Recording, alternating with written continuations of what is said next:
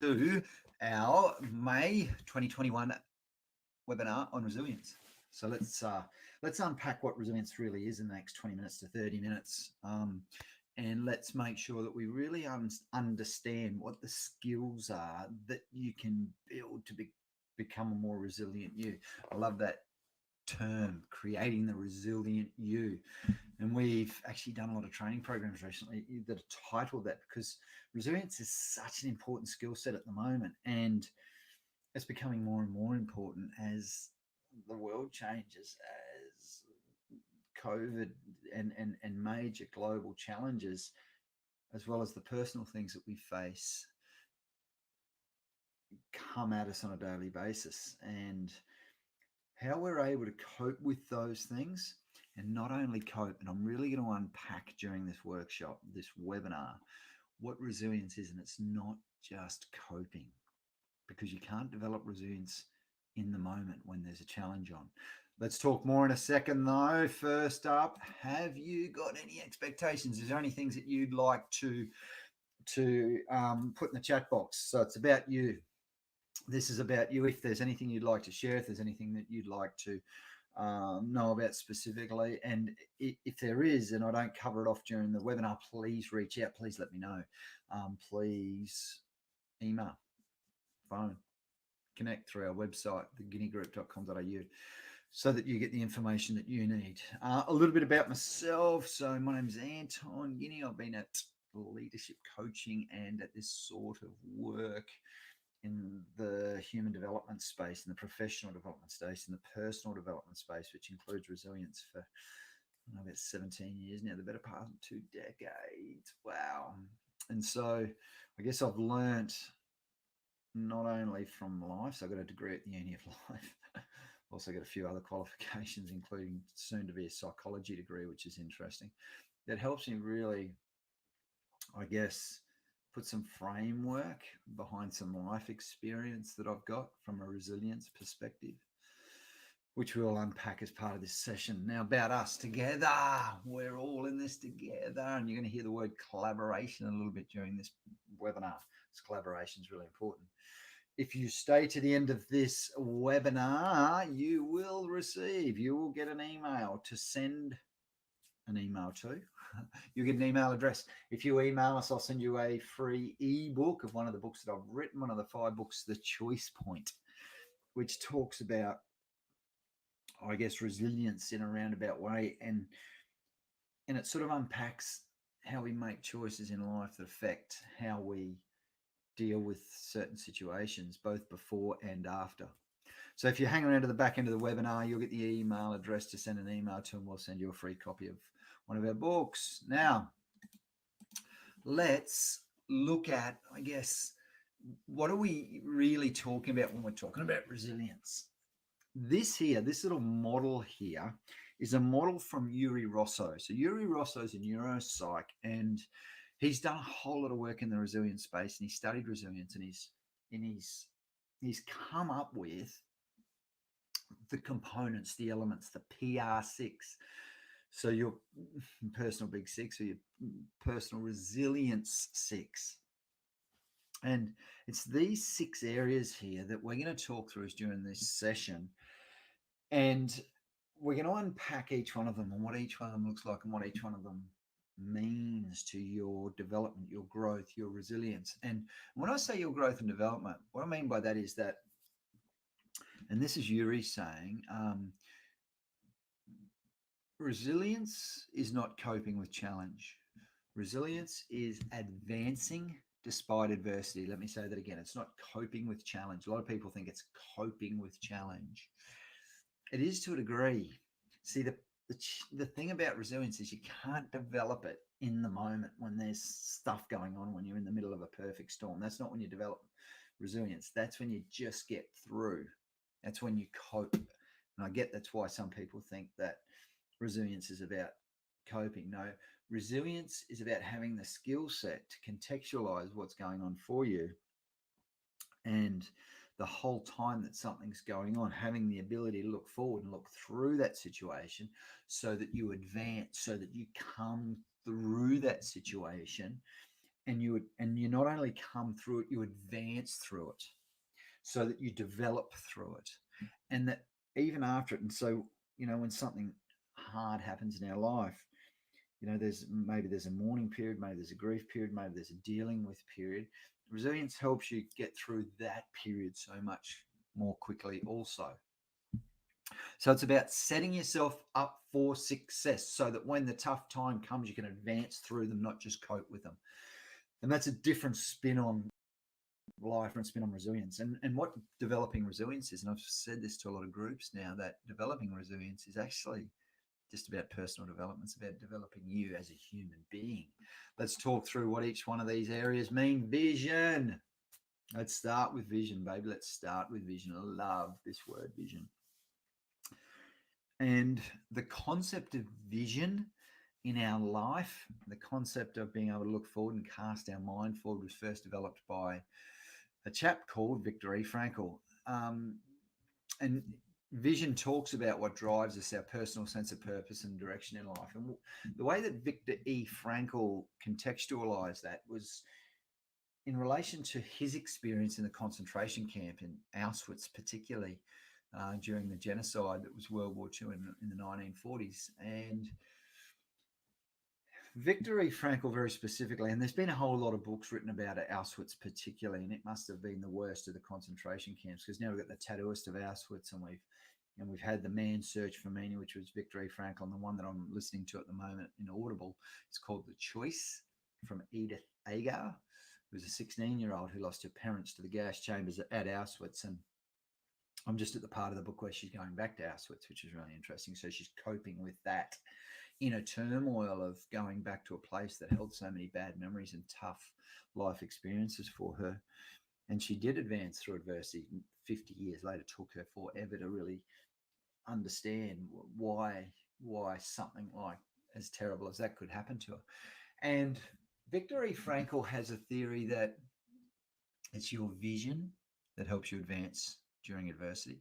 It is your vision that keeps you alive. It is your vision that gives you something to strive for. It's your vision that during the tough times you hang on to and keep striving towards, if it is strong enough. And that's why you develop a strong vision, so that when the roadblocks come, you're strong enough to get through those roadblocks and advance through adversity.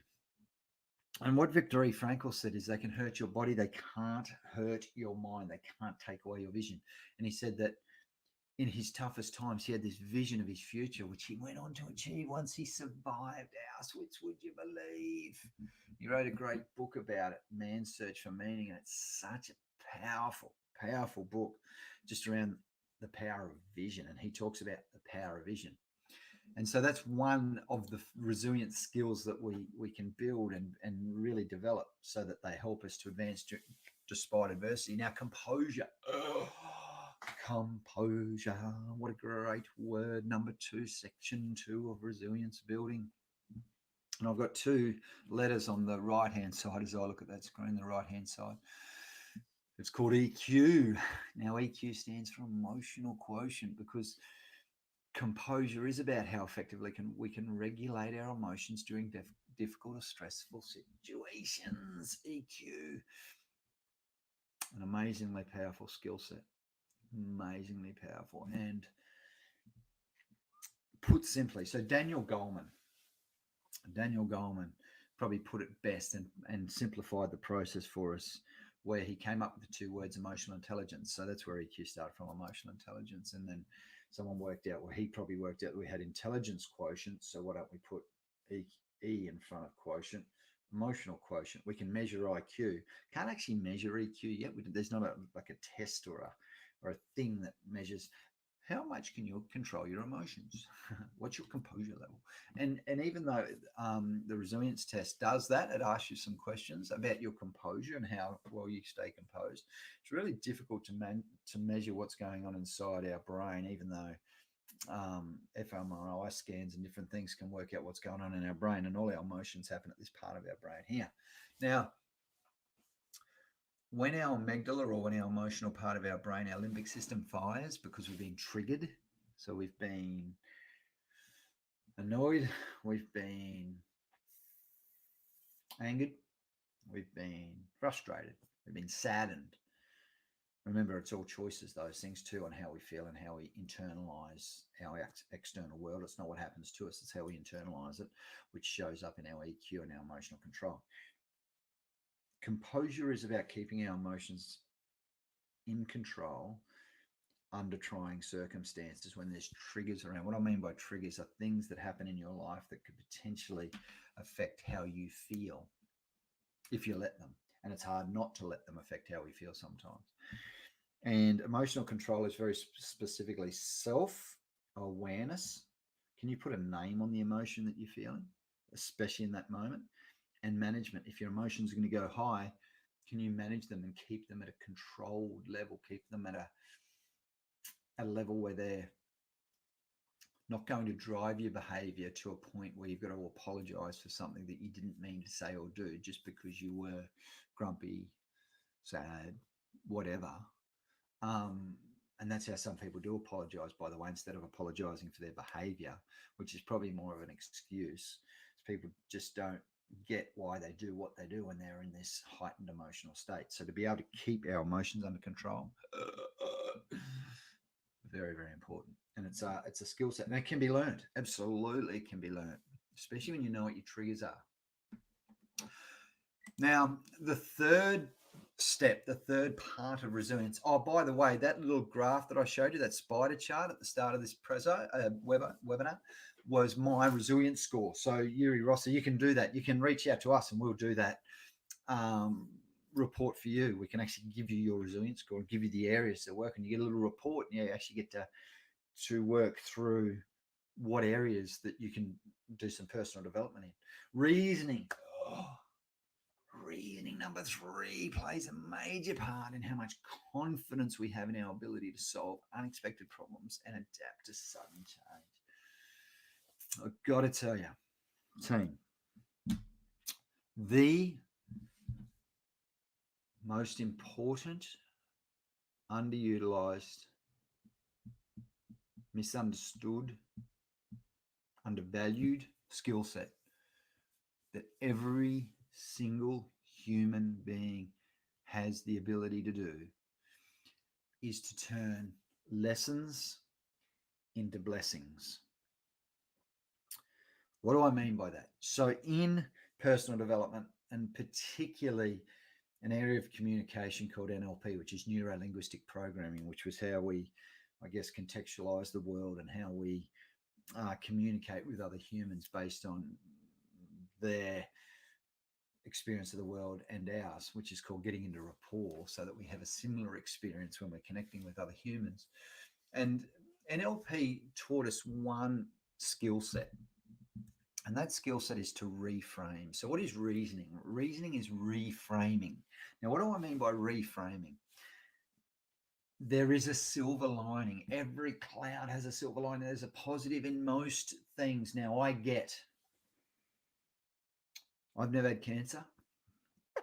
I've never lost an immediate family member. 2 of life's most stressful events.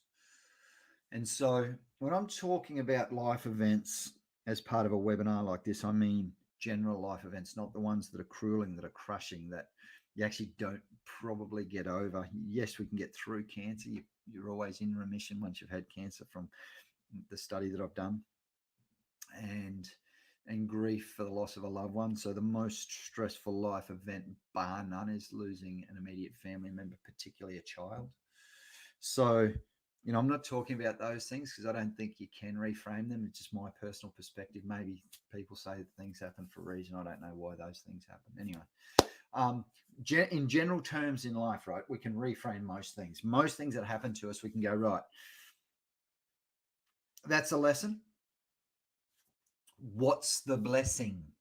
That's a lesson. What's the blessing? Negative to a positive. That is reframing. That is reasoning.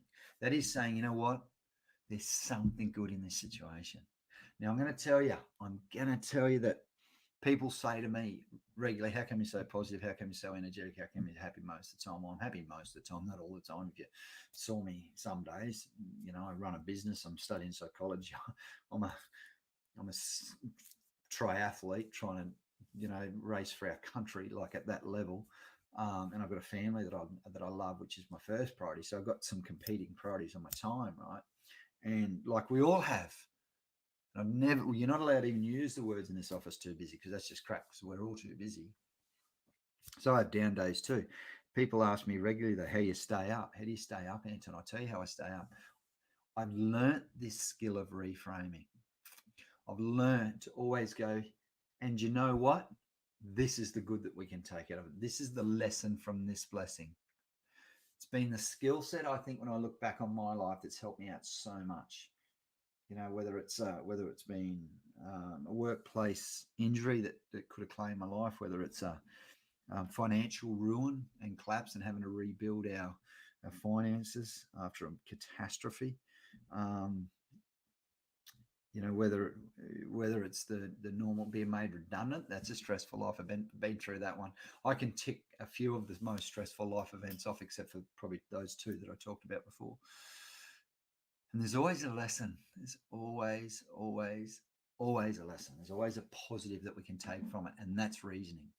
And you know what they say? Oh, we'll laugh about this one day. Laugh about it now. Learn about it now. The sooner that you can take a lesson from it, the sooner your subconscious goes, you're okay, we're cool, we'll get through this together. And no matter what the challenge, with the right reasoning, with the right reframing, I'm here to tell you, you'll stay positive through anything. And you can. It's a skill set. I've learned it. And so tenacity is the next one. Tenaciousness. Tenacity is about the ability to persevere through difficult and quickly get back on track, back on your feet. And talking about triathlon, one of my favorite topics on the planet to talk about. That's the Ironman logo there, and Ironman is a brand. It's the business. It's the corporate entity that runs all these crazy events around the planet. And I say to leaders, we do a lot of leadership coaching. Hire a triathlete, because they're not going to stop. They are tenacious. They are competitive. They will finish. And even if they're not competitive, they will get the job done for you. They will not stop without finishing a project. And I'll tell you why. Because triathlon is this tenacity requiring sport that we do in our spare time.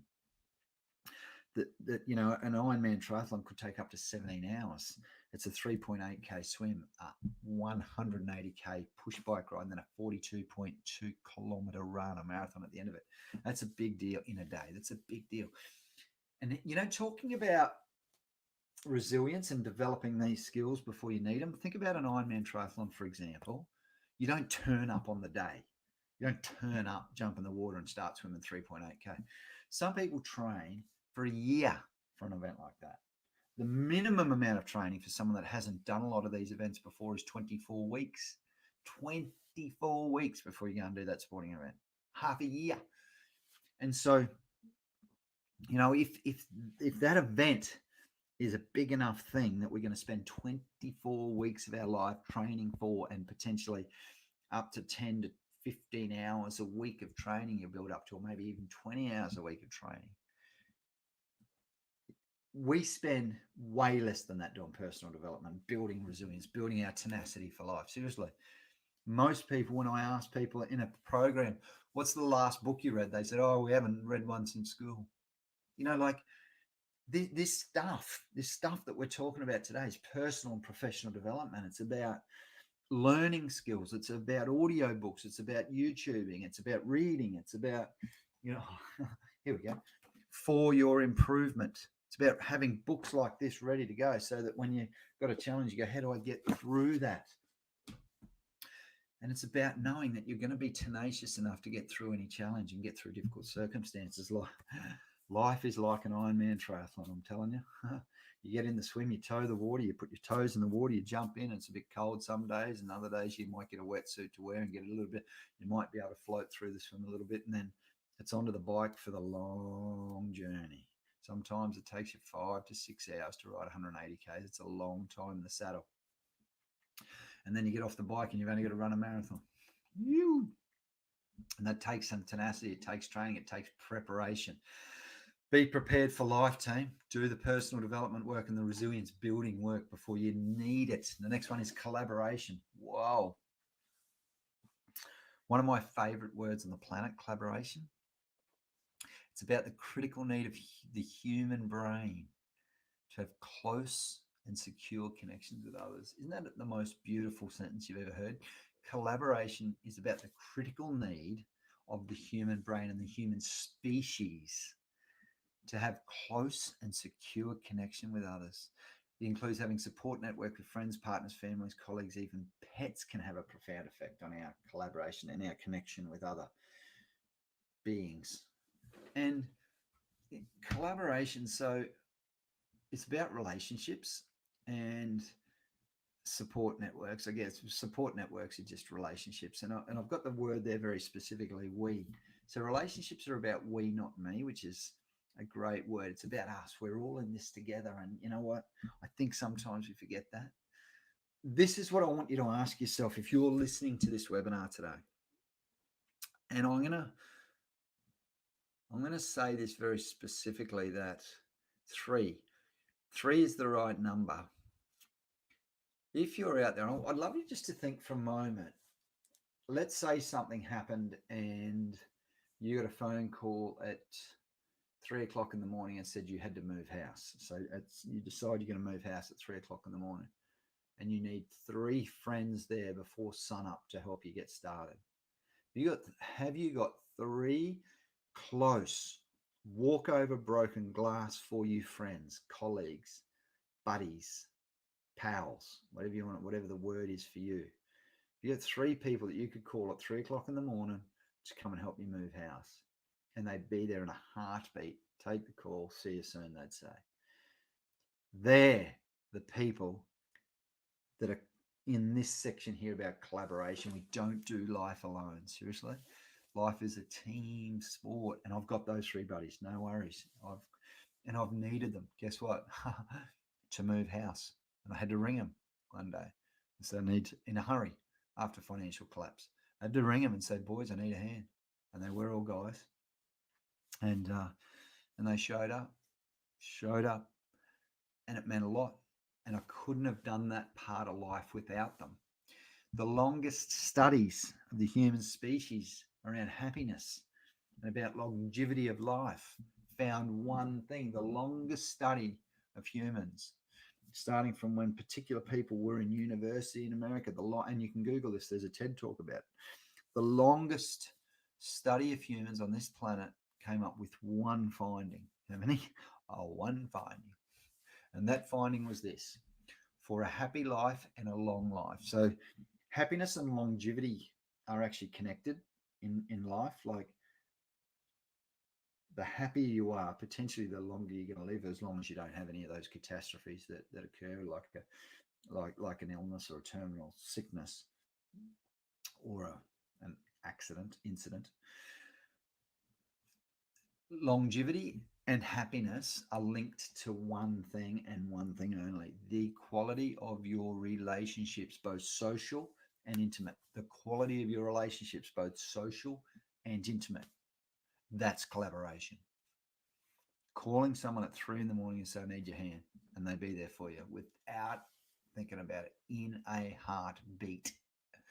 So collaboration, we, not me, is section number 5. Now, section number 6 is about health. Now, I'm into health. I love health. I meditate and do all those sort of good things, and health is important to me because it's got to be, because the healthier I am, the better I perform at sport, at my chosen sport, which is triathlon. And I can share with you to eat less and move more and sleep more and all that sort of jazz, which you've all heard before. Eat 5 veggies and 2 fruits a day and get 8 hours of sleep and do 10,000 steps a day. There you go. Is it as easy as that? Of course not. Why don't most people? And if it is actually that simple, it's just not that easy. Why do we have, I guess, what we'd call an unhealthy population to a degree? So we've got competing priorities for our time, for our mental effort, and It's not just physical. See, at the Guinea Group, we do a whole lot of psychological work as well. So we work in this space where leadership meets safety, and that's safety from a psychological perspective and safety from a physical perspective, because you can't separate those these days. Health is just not physical health, it's like a combined, the whole human health. And it's this whole human health that's really, really important when it comes to our lives and the quality of our lives. And yes, if we eat well, we feel better, obviously. Yes, if we sleep well, we feel better. Yes, if we move a little bit more, we're energized. I can tell you most of my energy comes from the exercise that I do. Most of my um, zest for life, I suppose, comes from the fact that I'm generally alert because it's not long. I was swimming this morning in a heated pool in Glasson. It was a bit cold this morning. And health's a big thing, though. I don't want you to think that health is only our physical body. I think that a healthy body is a healthy mind, and the other way around. I think a healthy mind, when you're bringing good stuff into your mind, helps you create a healthy body. Imagine if you want to go and find out something about how to create more energy or more zest for life, go and read a book on it, go and learn about it. See, sometimes it starts here and sometimes it starts physically. As we come up to the half hour mark, because that's our magic number, team, here we are at the end of our webinar. Thank you for joining and thank you for staying to the end. Here's the email. Please send an email to the team, one word, at theguineagroup.com.au, the team at theguineagroup.com.au, theguineagroup.com.au. Hello, anyone?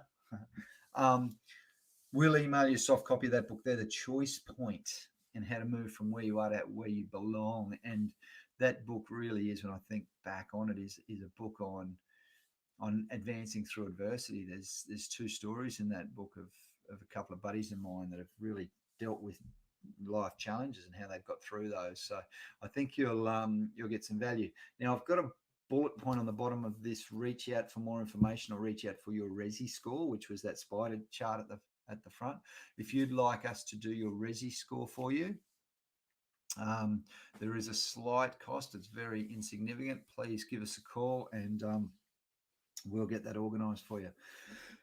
Otherwise, please enjoy the free copy of this book, which it's a really cool book, and it's got an intro by Spike Humer, and Spike's a great mate of mine from out of the States who you're going to love hearing from.